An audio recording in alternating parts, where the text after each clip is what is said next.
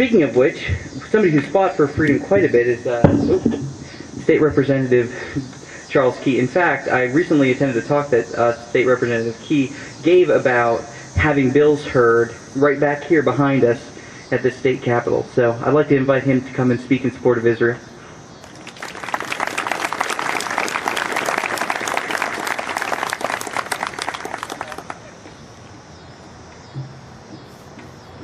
Good evening. Thank you, John. And it's an honor to be here this evening with each one of you to speak about this event. And I want to thank all of you for attending and showing your support for Israel. I want to speak to both the practical and moral implications of standing for Israel.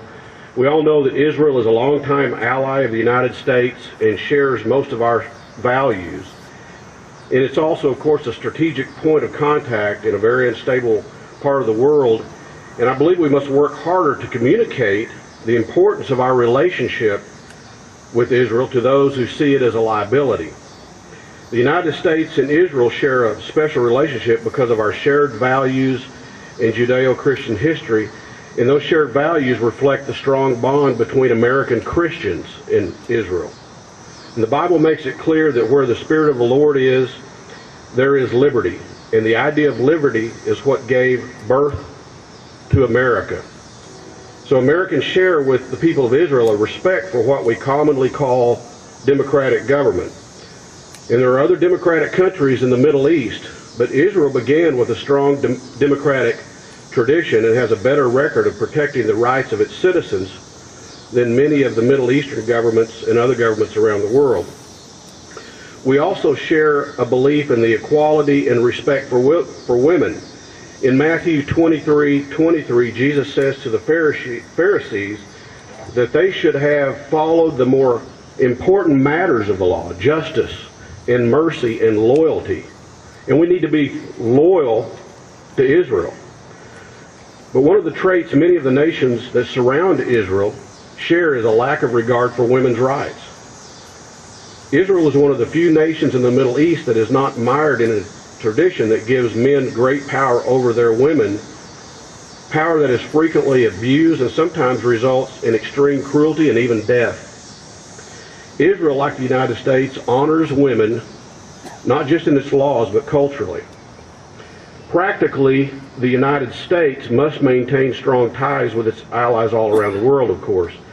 And the increasing instability around the world is beginning to have a greater effect of us here in the United States. And while it makes sense to try to make peace with nations that are less friendly, it is not practical to do so at the expense of our allies, and especially our strong, longtime allies like Israel. And Israel is one of those nations that has aided us in our struggles in the Middle East, and it's disconcerting to see any American speak out against them. But our current administration and president, even though it tries to say the right things politically, has made its position known regarding Israel, and it seems very clear that it's not a friend of Israel. Some of the things that our current administration has done, it's called for an Israeli-Palestinian peace agreement based on the 1967 borders, and those borders are entirely indefensible. Last year, the Obama administration attacked Israel over the building of settlements. And the Obama administration made public its intention to support for the first time in American history a UN statement condemning Israel. It has also ignored the U.S. law that forbids the federal government from funding or supporting in any way an entity that includes Hamas and other certain terrorist organizations. So this must stop. So how can we support Israel? How can we support Israel from a policy perspective? First, let Israel make its own decisions without interference and control from Washington or from politicians. Amen. Second, we should never try to use our influence to stop Israel from defending itself. We know that in the past, over the past 2 or 3 decades, some in Congress have been able to get resolutions passed to condemn Israel at times when it's defended itself. That should stop. Should never happen again. Third, we should stop supporting Israel's enemies.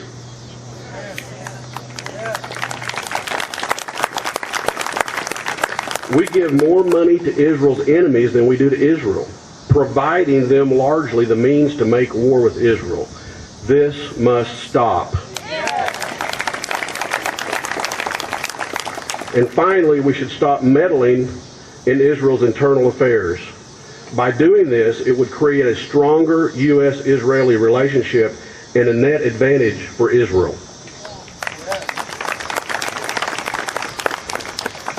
Americans and American leaders must put on a stronger show of support for Israel and who's our chief ally in the Middle East. And if we want peace, if we truly want peace, we have to stand with Israel and stand with them consistently.